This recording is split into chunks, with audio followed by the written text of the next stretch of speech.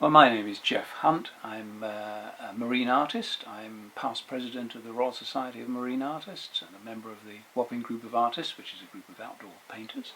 I've got a lifelong fascination, fairly obviously, with ships and the sea, and I've spent most of my life painting pictures of them and taking an interest in the art of the sea because of my own background and my own interest in marine things and marine art, obviously.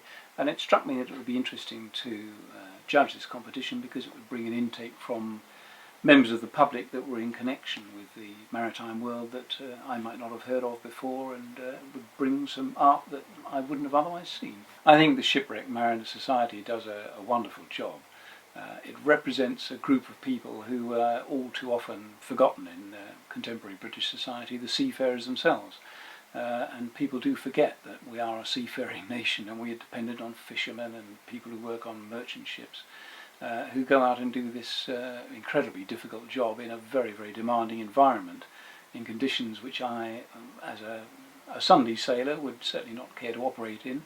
And I think it's a wonderful thing to be able to support this group which helps those people who have to do the tough stuff that the rest of us don't care to do. Well, the competition was reasonably well supported by the standards of these things. We got 24 entries in, which covered a wide range of styles and abilities. There were abstract subjects and there were representational subjects and historical subjects, all kinds of things to look at.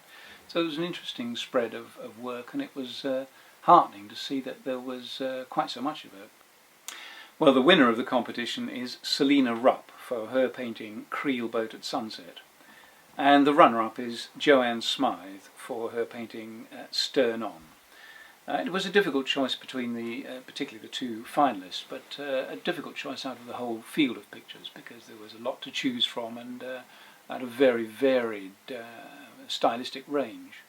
But I thought in the end that as between Celina's and the runner-up painting is a very fine portrayal of fishing boats in harbour, but I thought the winner evoked something else as well about the confrontation with the sea as an element, particularly since it's sunset, which, as anyone has gone to sea knows, is a particularly, what shall we say, not scary, but it's a point of time at sea when you start to wonder, as dark comes down, what is in store with you during the night to come.